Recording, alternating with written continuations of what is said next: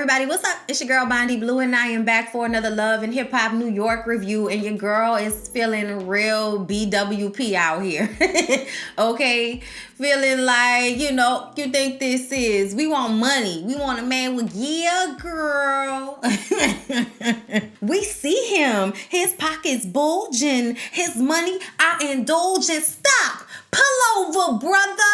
You forgot the rinse, do sucker, yeah. Sorry. I'm sorry. That's where I'm at with it this morning. I hope you're doing great. Okay, so Erica is talking to Jonathan about being trash with this whole Sin Santana, Joseph, Tahiri situation, because I told y'all I felt like Erica was flawed. A lot of y'all felt like it was okay for Erica to be flawed because Sin, thought it was sexy for Joseph to be getting all in Safari's face about some foolishness, about Erica being on the island, And I told y'all how I felt about that at the time. That's in the past, okay? Sin got red for that, among other things, okay? But Sin has gotten red. But what I'm not going to do is not read Erica when she's being messy, when she's being wrong, just because she doesn't have to care. Like, I don't do that. Like, I don't have to care about this. So that means you don't? Like, okay, you could not care. That's fine. That does not change the fact that that is messy as hell. Okay, you could not care. It's still messy.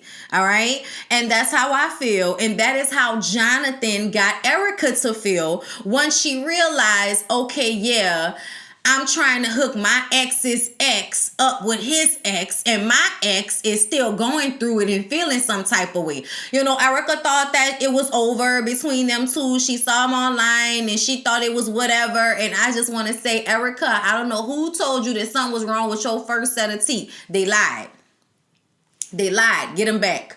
Get the first set of teeth back. What happened to the original teeth? Get the original teeth back in here right now. I don't know what's going on here, but I feel like Erica is trying to keep her teeth in her mouth, and that is what she should be focusing on, okay? Like, I'm glad she realized she was being messy. I'm glad that Sin came back to the table. The baby's sick, so she had to have a conversation with her sister about what was going on with baby Lex, but she came back. And once Erica said she didn't realize, and now she has to look at it like a woman, and looking at it like a woman, she understands now that that's a messy-ish to be a part of. And maybe she, shouldn't be trying to do that, okay? Because like we've all said, Joseph is going to deal with, date, hang out with whoever he wants to hang out with, regardless of what Erica does and regardless of what Sin feels about it.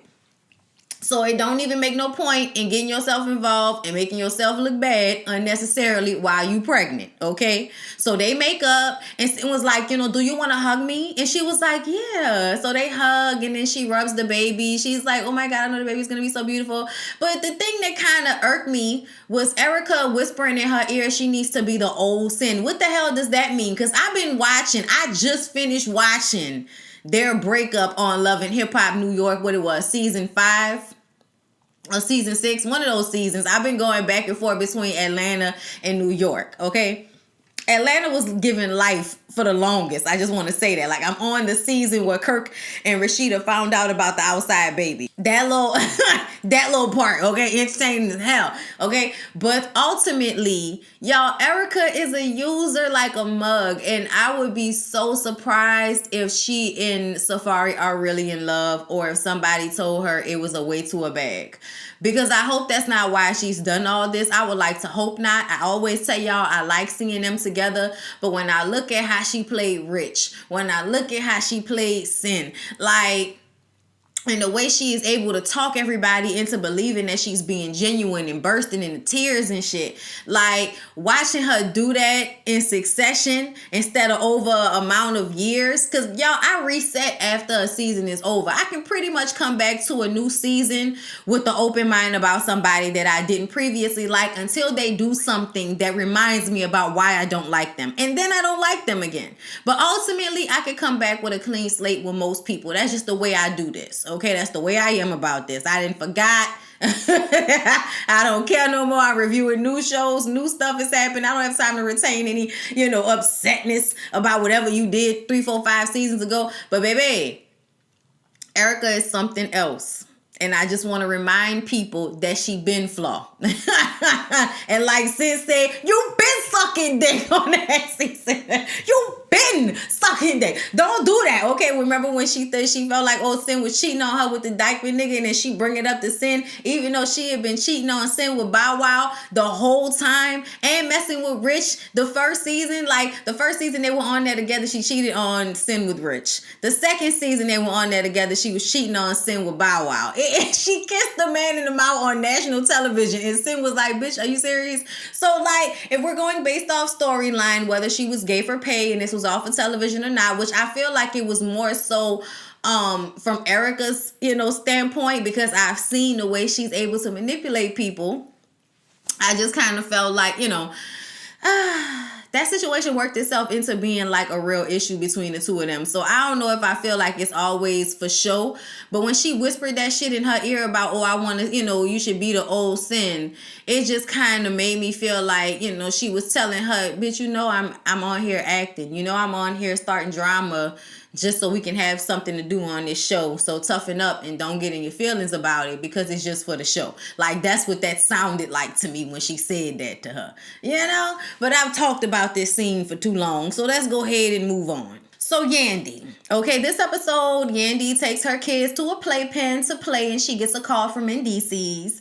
And you guys, I was watching it. I miss Mendices. Like, oh my God, it used to be so fun to do his impersonation. Yandy, you know what I'm saying? Because he was tight teeth too. He was like the original, real tight teeth imitation that I would do. It wasn't always Candy. Like, I definitely used to do Mendices when he would talk Yandy. Like, I loved it. Okay, you got to go back and watch some of them, the old ones. It's in a playlist. But anyway, Mendices has been in jail for like 5 years. And every season it seemed like somebody's calling Yandy, telling Yandy he might be getting out of jail any day now, okay? And she got that news. Her kids have grown up. It's crazy to see how big they've gotten and how Mendices has basically missed most of it, okay? The little girl was 1 when he left. She's 5 now. His little boy was what, 2 years old? And now he's 6, because I don't think that little boy was that much old, because Yandy got pregnant like one after another, like, well, her 2 kids. But either way, she has Infinity in the house now. She has this foster child in the house, and Mendices might be coming home. She's happy about that. But then we see her go shopping with Mendices' mom, Judy, and giving her the good news. And she's so happy. She's so happy. I said, girl, you acting for the cameras. Don't do this to me, Judy. I can see that you acting. You know your son ain't about to come home. Your son Ben ain't about to come home. You probably talked to your son before Yandy did. No, I don't believe this at all, okay? But either way, Yandy tells her she did some research, and come to find out there might be an issue with Mendices being a felon living in the house with a foster child. And I was just like, oh, that sounds like an issue and a problem. But then not really, because Mendices still ain't home. And I'm sure this is months later since they taped this. Mendices still not home. Okay? I think they got Mendices on RICO charges, like on Power. Like, I think they got him on drug conspiracy charges. And yeah, I mean, they say the FBI got like a 96% conviction rating. So you don't never want to really be on their radar. Like, I'm just saying. Okay, this is unfortunate, but I really hope Mendices gets out of jail before Yandy gets off Love and Hip Hop New York, because I want to see him again and, see their love relationship. Mendices made Yandy more likable, in all honesty. And then we disliked her again when we found out her wedding special and all of that was fake. Like, she got married and then never sent in the marriage certificate, so they were never really married. And we never really talked about what was the real apprehension. Like, there was some mentioning that whatever his restitution was, she didn't want to be tied to that. So it was in her best interest financially to not be married to him, which is understandable. But at the same time, like, you wonder, is that it? Because don't Yandy stay getting money? She's about a check.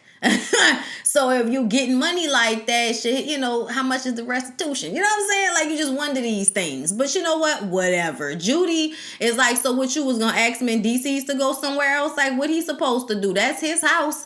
Okay? Like, Yandy was like, no, Judy, of course not. It's just something that I'm gonna have to buckle down and talk to the lawyers about. And, you know, consider what she needs to do for Infinity. But she's going to pick her family because it's her family and that's her man. So she's going to pick her family. We all know that. Okay? Child, Yandy probably so thirsty for some dick. She gonna pick Mendices just off straight. Like, we need to get it in as soon as possible. Like, I need not have any issues getting to it. Okay? So yeah. That's good. That's going to be a bit of an issue for the old Yand over there. So Rich put together a photo shoot and PR shoots for Janaski. And she's so happy. Okay, she's finally not looking all provocative. She's kind of looking like the young girl that she really is. Really cute 17 magazine-esque in this shoot that they were doing. Which kind of made old slimy looking Richie D look like he knew what he was doing for a second. You know, had somebody in there who was at her performance, you know, kind of saw all the rah-rah situation, but still showed up to the photo shoot to see what she was working with. So Rich is still doing his job, and now she's been working with him exclusively. Everything's great. She's excited. Then Rich tells her that he invited Fresher down to the photo shoot so that she can tell Fresher that he, you know, will no longer be doing any business with her. Their business situation is over. Okay? And she isn't happy about this, but she says she trusts Rich. And then here comes Fresher. Fresher comes in, just looking so struggled, like just looking like if Coolio had never made it. His braids would have stayed down instead of staying up. They let him know that they're working together, and he's like, oh yeah, okay, you know, that's cool, because they got a whole line of girls waiting to come work with me. But then he tells us in the confessional that he was counting and banking on her being the one to help his record label get up off the ground. So yeah, lies and garbage, young man, lies and garbage. Once he starts to get in his feelings, she reminds him that he treated her like she was some type of side chick. Got her coming to his radio interviews, watching him rap, coming to his videos to come and dance in his videos for free, probably. So, you know, no, yeah, you might have gave me some good advice, but I need a manager, somebody that can do something with my career, and you could barely do something with yours. Okay, she figured that out for herself. And, you know, he was feeling some type of way, but he now has to go and tell Jen that they got to start all over with trying to find somebody to help them get this record label off the ground. Okay, so he meets up with Jen to tell her about what happened with Janaski and how she left him for Rich. And she says, so all that clown shit you did, all of that you did, putting me out the club and everything was for nothing? And it's like, is that how you still see this? You still see this like this is his fault and not yours for coming in and popping off. Girl, you are exhausting and sad. So now that Janaski is no longer an issue, let's move on to the next female that will be an issue, and that is Jada. Jada has hit Jen up on social media saying that Fresher owes her $60,000. So in Jen's mind, that equates to he fucked her. He fucked her. Like, I was just like, wait a minute. What? Why is that instantly where she goes, y'all? I cannot with this type of insecurity. Like, you're a grown-ass woman still running after some dude that you was in love with in the 6th grade when we didn't know anything about love, let alone how to pick a good partner. Like, please read a Iyanla Vanzant book and just, like, upgrade your mindset, bitch. Please upgrade your mindset. Because you just want to have an issue. You just want to have a problem. You want to be upset. You don't want to have a peaceful life. You want to constantly be fighting with a nigga. So that's what you're gonna do. And that shit is exhausting as hell. I don't know why he even wants to still be in the house with you if all you gonna do is bitch at him even when he not doing anything. Like, he wasn't doing anything with Janaski, but she's right about this Jada situation. Okay? All right? Okay? That's, you know, we are eventually gonna find that out. But either way, He asked if he could come back home. And she's like, really? Really? After all the lying, all the cheating, everything that you've done to me, you're going to ask me to come back in the house? Like, she is so extra, y'all. She's so extra. Okay? She's like, get your shit together. Okay? And the hands in the face and all of this and all of that, y'all. It's a lot of hand movements and stuff. Okay? So she goes to meet with the Jada girl to find out what the relationship really was between Jada and Fresher. And Jada says, look, your man owes me $60,000. He got a deal based off of me as an artist, and then use that money to start his own situation. And the next thing I see is you popping up online with a new body. He used my money to buy your new body and all of this type of stuff. And Jen says, oh, you looking like a dumbass bitch. Okay, that's what you looking like. I said, no. That would be the both of y'all.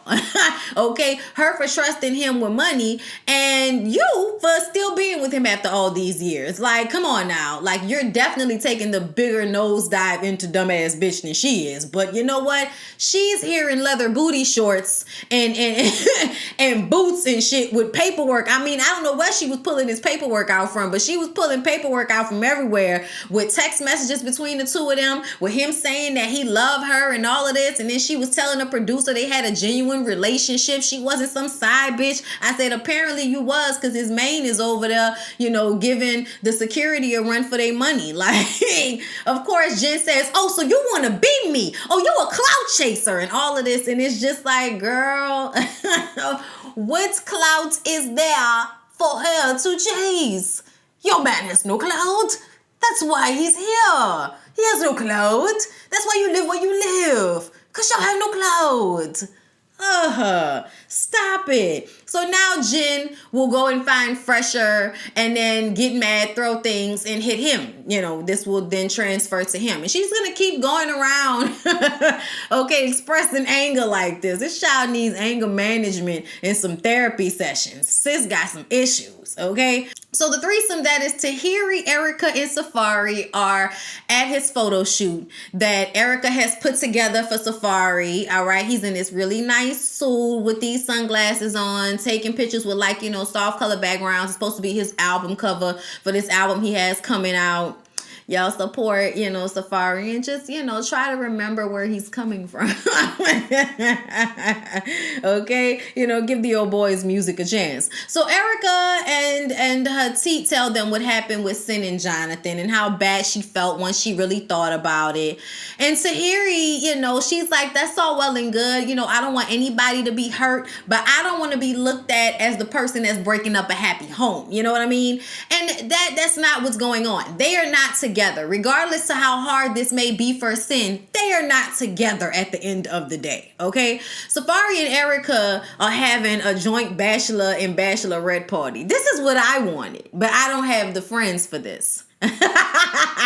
It would have just been me and my one friend, okay, that would have been down for this type of action, but I definitely would have wanted to have this type of situation. Safari and Rich meet up in the gym, all right, and they just need to clear the air. You know, Rich is there to apologize for his actions, how he's been acting. Safari is over Rich trying to run across the coffee table on him, all right? He's gotten past it. And Rich wants everyone to be happy and coexist, all right? You know, you're getting closer to Jesus. You got to make sure you're right with the world. Safari says, I feel you. I'm good. We good, you know, but women are different. I don't know how Erica gonna feel. We all know Erica's still gonna be mad, okay? Because he was going around calling her a slut bucket and all of that. And ultimately, that was so disrespectful and so wrong. But Erica, now that I've gone back to watch, you really hurt the old boy Richie D. You really hurt his feelings because he was doing a lot for you. He was paying for songs and you know,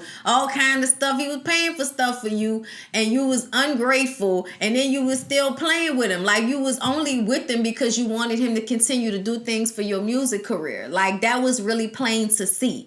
You know, he was really feeling her and stuff. So y'all gotta go back. If y'all can go back and watch those old seasons of Love and Hip Hop New York, you will have such a clear picture of what be going on. Okay.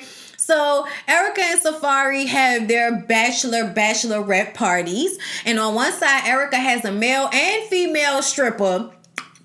Okay, And on the other side, Safari is there talking to the men, and there are no strippers, and there's nothing going on. And Joseph is in a turtleneck and a hat. And, you know, Papoose is there for black love and for everybody to act like they have some sense, you know. Yeah, it's nothing really going on the men's side. And over there on, you know, Erica's side, Remy, Tahiri, Amina, you know, everybody's in the house and enjoying the strippage from both sexes and everything. And then Tahiri got flipped, and I was like, oh, that man's strong. He flipped Tahiri.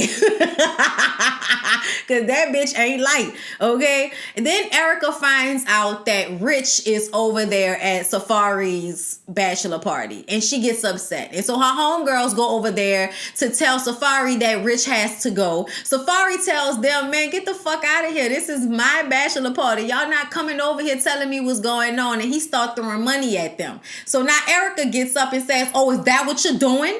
You're throwing money at my friends? Is that what you're doing? I said, hold on to those teeth, Mama D. I'm sorry. It was so distracting. It was so distracting when she was mad because, you know, she got pregnant lips. So everything is just so pronounced in her mouth area, y'all. But ultimately, once she starts bitching, then Safari goes and tells Rich that she's unhappy. She's having an issue with it, and Rich leaves. It's not a problem, all right? So Safari follows Erica into the bathroom where she's screaming about, because you don't respect me. How would you feel if I invited one of your exes you got beef with to your bachelor party? How would you feel? She's so extra. She's so extra. I can chew her. She's so fucking extra. I cannot. She starts crying. Pap and Remy are talking to, you know, like a group of people about what happened. And Remy's like, you know, well, you know, she said it wasn't okay. Think about it. It was like one of your exes. Like, you wouldn't be here for that. And Pap is like, yeah, but you got to respect the fact that as soon as she said something, he went and fixed that. You know, I was just like, this conversation is so entertaining to go back and forth. I'm sorry. Okay. I ain't gonna lie. I had to rewind it. I was like, wait, say again? Look, I enjoyed that little heavily accented conversation that they was having right then. So yeah, Safari just peels off in a car where he's gonna go and have real good fun. Okay, shout out to Claire Huxtable. Oh, you're going to have big fun. That's what you're gonna go do, huh? You're gonna go have big fun. Okay, that's what he's gonna go do. Y'all, Safari and Erica, are y'all gonna really be like a telenovela for us? Like, are we really gonna go through this with y'all? Are y'all not gonna have peace in y'all relationship? This is all for show. Like, we can just go ahead and say that these little small dumbass arguments have to all be just for show. And Erica just has a really good place. You know, her father passed away. She has a good place to pull from for this type of emotion to give us on screen. I am no longer taking you people seriously. It's ridiculous. Okay, but entertaining nonetheless. So yes, y'all, I hope y'all enjoyed the review. Please don't forget to like, comment, and subscribe to my channel. Follow me on Instagram where I'm posting 14-minute long videos babbling about. I love you, and I'll see you in the next one.